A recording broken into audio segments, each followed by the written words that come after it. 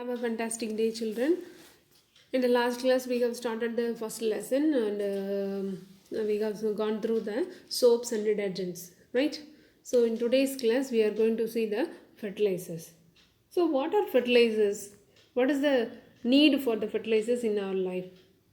Fertilizers அப்படின்னா இப்போ nutrients அப்படின்னு சொல்லலாம். நம்மளோட லைஃப்பில் நம்மளோட பாடிக்கு நம்ம நியூட்ரியன்ஸ் என்னெல்லாம் சேர்த்துக்கிறோமோ same as we have to give some nutrients to the plants through soil. So பிளான்ட்ஸுக்கு சில நியூட்ரியன்ஸ் நம்ம கொடுக்க வேண்டியது இருக்குது. அது சாயில் மூலமாக நம்ம கொடுக்குறோம். அப்போ அந்த சாயிலில் நம்ம என்னெல்லாம் நியூட்ரியன்ஸ் ஆட் பண்ணுறோமோ அதை என்ன சொல்கிறோம்? ஃபெர்டிலைசர்ஸ் அப்படின்னு சொல்கிறோம். Okay, let's start the class. Fertilizers, apart from water, sunlight and air. So what are the need for these three things, water, sunlight and air?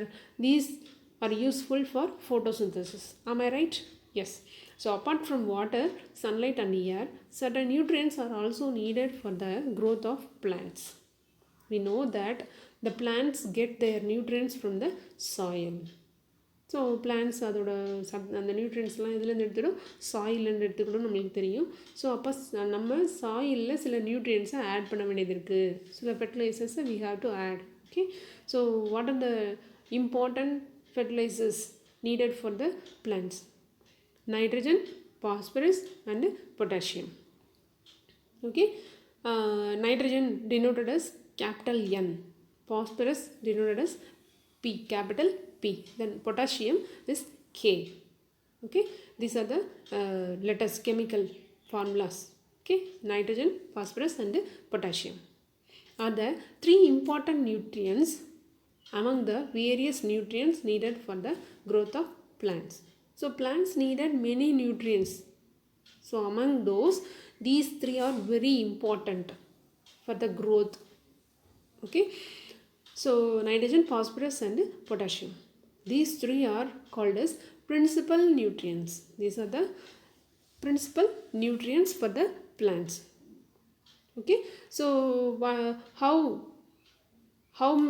much amount the plants needed for these three nutrients they have given in the tabular column. So the table given below depicts the quantity of elements absorbed by certain common plants, particularly rice, corn, sugarcane and groundnut. Okay, so yield per hectare they have given. Then nitrogen, how much kg the rice crop needed and the corn crop needed, sugarcane needed and the groundnut needed, and phosphorus in some kg, potassium in kg. Okay, so particularly these are the three important nutrients we have to add for the plants. We have to add into the soil for the plants to grow more and also yield more. Okay, then if we add these three nutrients into the soil means the plant gives more yield to us. Okay, just read the tabular column. Okay, then what would happen to the nutrient content of the soil if the field is formed continuously? They have asked a question here. So continuously, if we are adding the nutrient content to the soil means, what would happen to the nutrient content of the soil if the field is formed continuously? Sorry, I have read the question wrongly. What would happen to the nutrient content of the soil? மண்ணில் உள்ள இந்த nutrient content வந்து என்ன ஆகுமா? எப்போ கண்டினியூஸாக நீங்கள் அந்த ஃபார்ம் ஆக்டிவிட்டி பண்ணிகிட்டே இருக்கிறீங்க, ஒரு ஃபீல்டில் கண்டினியூஸாக நம்ம ஃபார்மிங் பண்ணிகிட்டே இருக்கிறோம், விவசாயம் பண்ணிகிட்டே இருக்கிறோம், அப்போது அந்த சாயிலில் உள்ள நியூட்ரியன்ட் கண்டென்ட் என்ன ஆகும் அப்படின்னு கேட்குறாங்க. What will happen? All the nutrients available in the soil reduce. அந்த மண்ணில் உள்ள சாயிலில் உள்ள அந்த நியூட்ரியன்ஸ் எல்லாம் என்ன ஆகும்? பிளான்ட்ஸ் அப்சர்வ் பண்ணி எடுத்துட்டா அந்த நியூட்ரியன்ஸ் ஃபுல்லாக குறைஞ்சி போயிடும். It will reduce. And reduce ஆனால் என்ன ஆகும்? ஆட்டோமேட்டிக்கலி த yield decrease. Okay, so அப்போ என்ன ஆகும்? What would happen to the nutrient content of the soil if the field is formed continuously? If we form continuously in a field, then all the nutrients available in the soil reduce and the yield decrease automatically. Okay, then second question they have asked, how could we resend these nutrients back to the soil? அப்போ nutrients அங்கே காலி ஆயிடுச்சு, அப்போ அந்த நியூட்ரியன்ஸை அந்த சாயிலுக்கு நம்ம எப்படி திரும்ப கொடுப்போம்? Okay, by adding fertilizers. Fertilizers add பண்ணுறதுனால கொடுக்கலாம். தென் அதர் தென் தட் நம்மளோட நேச்சுரல் ஃபெர்டிலைசர்ஸ் இருக்குல்லையா, அதை ஆட் பண்ணலாம். அதை எப்படி நேச்சுரல் ஃபெர்டிலைசர்ஸ் அப்படின்னா, we could resend these nutrients back to the soil by adding the waste and dead plants. அப்போ ஒரு ஃபீல்டில் நம்ம ஒரு பர்டிகுலர் க்ராப்ஸ் போட்டிருக்கோம் அப்படின்னா அந்த க்ராப்ஸை வந்து அப்படியே டிராக்டர் வச்சு உழுதுருவாங்க. அப்போ என்ன ஆகும், அந்த டெட் பிளான்ட்ஸாக மாறிடும் இல்லையா. அந்த டெட் பிளான்ட்ஸ் என்ன பண்ணும், சாயிலில் மிக்ஸ் ஆகி அதுவும் ஃபெர்டிலைசர்ஸாக மாறிடும். தென் அதர் தென் தட் நம்ம கவு டங், அந்த டங்க் இருக்கு இல்லையா, ஸோ அதை கொண்டு வந்து நம்ம போடலாம். சாணம் சொல்லுவோம் இல்லையா, அந்த சாணத்தை கொண்டு வந்து போடலாம். Okay, these are the nutrients for the plants. Okay, in this way we can resend the nutrients back to the soil. So அங்கே வளர்கிற பிளான்ட்ஸு அந்த கவ்வோ இல்லை கோட்டோ வந்து சாப்பிடுது. அது சாப்பிட்டுட்டு போடுற அந்த சாணம் திரும்பவும் என்னவாகுது, உரமாக அந்த அதே சேம் ஃபீல்டில் நம்ம யூஸ் பண்ணலாம். Okay, these are the nutrient contents. These are the fertilizers we are using daily. Okay, next come to the topic fertilizers are organic or inorganic. அப்போ ஃபெர்டிலைசர்ஸை 2 வெரைட்டிஸாக நம்ம வந்து ஸ்ப்ளிட் பண்ணலாம். ஒன்று ஆர்கானிக், இன்னொன்று இன்ஆர்கானிக். ஆர்கானிக் மீன்ஸ் அது வந்து natural fertilizers சொல்லலாம். Okay, inorganic அப்படிங்கிறது ஃபேக்ட்ரிஸில் ப்ரொடியூஸ் பண்ணுற ஃபெர்டிலைசர்ஸ்னு சொல்லலாம். சரி, okay. So fertilizers are 2 kinds. Those are organic and inorganic materials that we add to the soil to provide one or more nutrients to the soil. At a time one more nutrients நம்ம வந்து சாயிலில் சேர்க்கணும் அப்படின்னா fertilizers we are adding. Okay, fertilizers given to plants can be classified into 2. They are organic and inorganic fertilizers. So what are the organic fertilizers? Fertilizers containing only plant or animal based materials. Fertilizers containing only plant or animal based materials மட்டும் இருந்துச்சு, plant and animal based materials மட்டும் அதில் இருந்துச்சு அப்படின்னா அந்த fertiliser நம்ம என்ன சொல்கிறோம், ஆர்கானிக் ஃபெர்டிலைசர்னு சொல்கிறோம். Are those synthesized by micro organisms are called organic fertilizers. So what is organic fertilizer?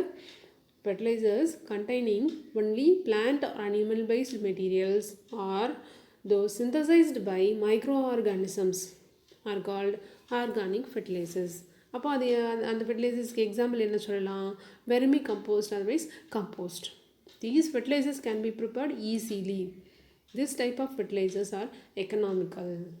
சரி, ஸோ இன்ஆர்கானிக் ஃபெர்டிலைசர்ஸை கம்பேர் பண்ணுறப்போ these are very cheap. We can prepare these organic fertilizers in the field itself. Okay, so in the agricultural field the farmers they can produce these organic fertilizers. Okay ma, so what are organic fertilizers? Fertilizers containing only plant or animal based materials or those synthesized by microorganisms are called organic fertilizers. Okay, examples vermi compost and compost. நம்ம வீட்லேயே வந்து வீட்டு தோட்டம் வச்சுருக்கிறவங்க என்ன பண்ணுவாங்க, சின்ன குழி தோண்டி அந்த வீட்டில் உள்ள காய்கறி வேஸ்ட்டு, காய்கறியில் தென் கிச்சன் ஐட்டம்ஸ் வேஸ்ட் எல்லாத்தையும் கொண்டு போய் குழிக்குள்ளே போட்டு கொஞ்ச நாள் மூடி வச்சு மண்ணை போட்டு மூடி வச்சோன்னா அது உரமாக வரடும். அதையே நம்ம வந்து செடிக்கு உரமாக போடலாம் அப்படிங்கிற மாதிரிலாம் நம்ம வீட்டில் செஞ்சுருப்போம், வேறு இடங்களில் படிச்சிருப்போம். கரெக்டாக? ஸோ அந்த உரம்லாம் என்ன சொல்கிறோம், ஆர்கானிக் ஃபெர்டிலைசர்ஸ்னு சொல்லுவோம், கம்போஸ்ட். ஓகே, தென் வெர்மி கம்போஸ்ட் அப்படிங்கிறது மண்புழு உரம். ஸோ மண்புழு உரம் நம்மள எல்லாருக்கும் தெரிஞ்சிருக்கும். மண்புழு இருந்தால் என்னாகும், அது வந்து மண்புழு வந்து மண்ணை வந்து கிளறி விட்டுரும். அதனால் என்னாகும், ஈஸியாக அந்த ஏரில் உள்ள கண்டென்ட் எல்லாமே என்னாகும் அந்த சாயிலுக்கு வந்து கிடைக்கும். சாயில் மூலமாக பிளான்ட் வந்து அப்சர்வ் பண்ணி எடுத்துக்கணும். Okay, these are the organic fertilizers. Next, inorganic fertilizers. The fertilizers prepared by using natural elements by making them undergo chemical changes in the factories are called inorganic fertilizers. So natural elements vachi, but we are producing the fertilizers in factories by chemical changes, by making them undergo some chemical changes. பண்ணும்போது என்னாகும், அது வந்து inorganic ஃபெர்டிலைசர்ஸாக மாறிடுது. So organic ஃபெர்டிலைசர்ஸை விட inorganic fertilisers use பண்ணும்போது yield அதிகமாக இருக்கும். நம்மளுக்கு அந்த க்ராப்ஸ்லேருந்து ஈல்டு அதிகமாக இருக்கும். பட் த சாயில்மே என்ன ஆகலாம், அது வந்து சாயில் வந்து வேஸ்ட் ஆகிடும். சரியா, சாயில் வந்து ஸ்பாயில் ஆகிடும். சரியா? ஸோ இன்ஆர்கானிக் ஃபெர்டிலைசர்ஸ் யூஸ் பண்ணும்போது அந்த லேண்ட் வந்து 4 படம் ஆகிடும், வேஸ்ட் லேண்டாக மாறிடும். அதுலேருந்து ஈல்டு ஒரு பர்டிகுலர் லிமிட்டுக்கு மேலே நம்மளுக்கு கிடைக்காது. சரியா? So organic fertilizers are only good. So the inorganic fertilizers means the fertilizers prepared by using natural elements by making them undergo chemical changes in the factories are called inorganic fertilizers. Example, urea, ammonium sulfate and superphosphate. So already nitrogen phosphate அதெல்லாம் வந்து நம்மளுக்கு முக்கியம்னு சொல்லி பார்த்துட்டோம். கரெக்டாக nitrogen phosphate and potassium those are the principal nutrients நம்ம பார்த்துருக்கோம். So அந்த பாஸ்பேட்லேயே சூப்பர் பாஸ்பேட் அப்படிங்கிறத வந்து என்ன பண்ணுறாங்க, ஃபேக்ட்ரிஸில் ப்ரொடியூஸ் பண்ணுவாங்க. சரியா? Urea, ammonium phosphate and super phosphate. Okay, then what are the importance for this nitrogen, phosphorus and potassium? அதுலேருந்து இந்த மூணையும் ஆட் பண்ணி தான், பர்டிகுலர் ப்ரொபோர்ஷனில் ஆட் பண்ணி தான் சம் ஃபெர்டிலைசர்ஸ் அந்த சூப்பர் பாஸ்பேட்டையோ இல்லை பொட்டாசியம் நைட்ரேட்டையோ இல்லை அமோனியம் சல்ஃபேட்டையோ ஃபேக்ட்ரிஸில் ப்ரொடியூஸ் பண்ணுறாங்க. அப்போ அந்த ப்ரொடியூஸ் பண்ணுற அந்த ஃபெர்டிலைசர்ஸில் இந்த நைட்ரஜன், பாஸ்பரஸ் அண்ட் பொட்டாசியம் வந்து எவ்வளோ பர்சன்டேஜ் மிக்ஸ் பண்ணியிருப்பாங்க, எவ்வளோ ப்ரொபோர்ஷன் ஆட் பண்ணியிருப்பாங்க அப்படிங்கிறது அந்த டேப்லெட் காலமில் கொடுத்துருக்காங்க. சரியா? the table given below lists the nutrients in the inorganic fertilizers. So in urea, particularly in urea, nitrogen 46% இருக்குது.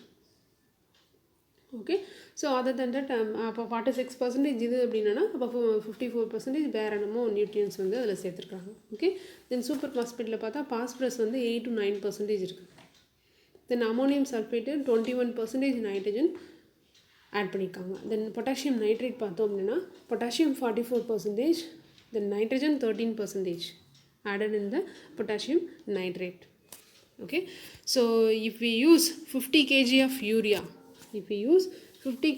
urea, then according to the table 23 kg of nitrogen, that is 46%, 23 kg of nitrogen will be added to the soil. அப்போ 50 kg of urea நம்ம எடுத்து அதை சேர்க்குறோம் அப்படின்னா அதில் 23 kg of என்ன இருக்குமா, நைட்ரஜன் இருக்கும் அப்படின்னு சொல்லியிருக்காங்க. அதாவது 100 kg யூரியா இருக்குது, 100 kg யூரியா எடுத்தால் அதில் 46%, அதாவது 46 kg வந்து என்னமோ வச்சுக்கலாம் நைட்ரஜன் அப்படின்னா அப்போ 50 kg ஆஃப் யூரியாவில் அந்த 46ல் பாதி, அப்போ 23 kg. கரெக்டாக?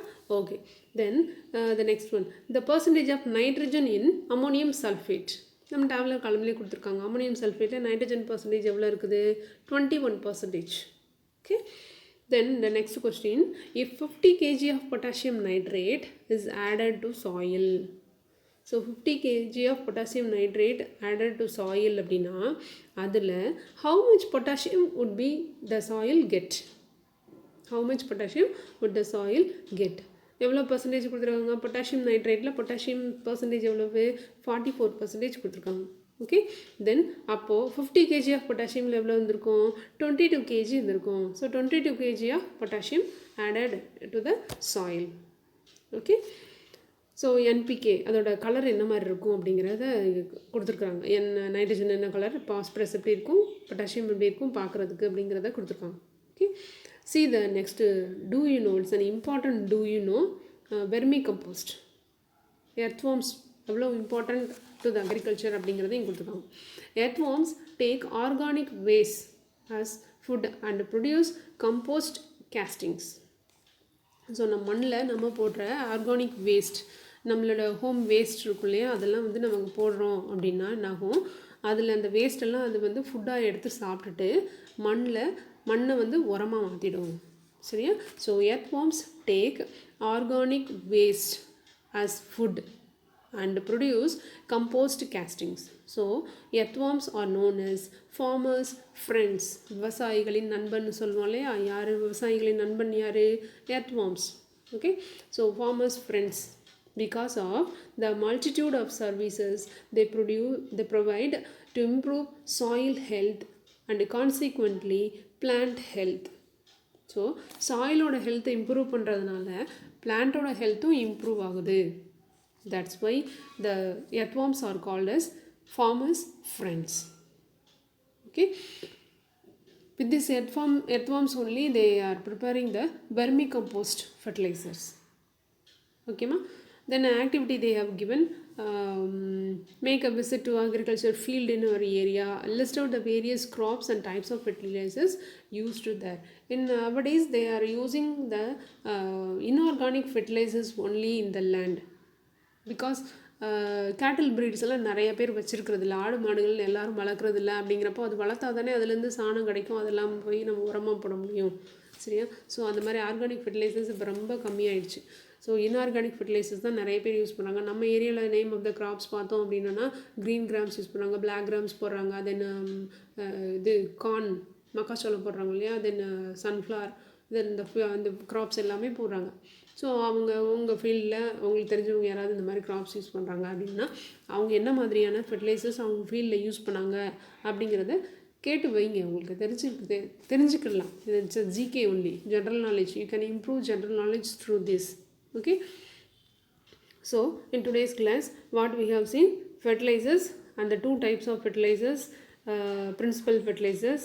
So two types of fertilizers, organic and inorganic, and the principal fertilizers are nitrogen, phosphorus and potassium. It is given in the table, and particularly in the inorganic fertilizers how these three principal fertilizers added. Okay, these are the things, and the importance of earthworms we have seen in the fertilizers heading. Okay, so you have to read page number 37 and 38. This is your homework. Okay, in the next class we will start the cement. Okay ma, thank you.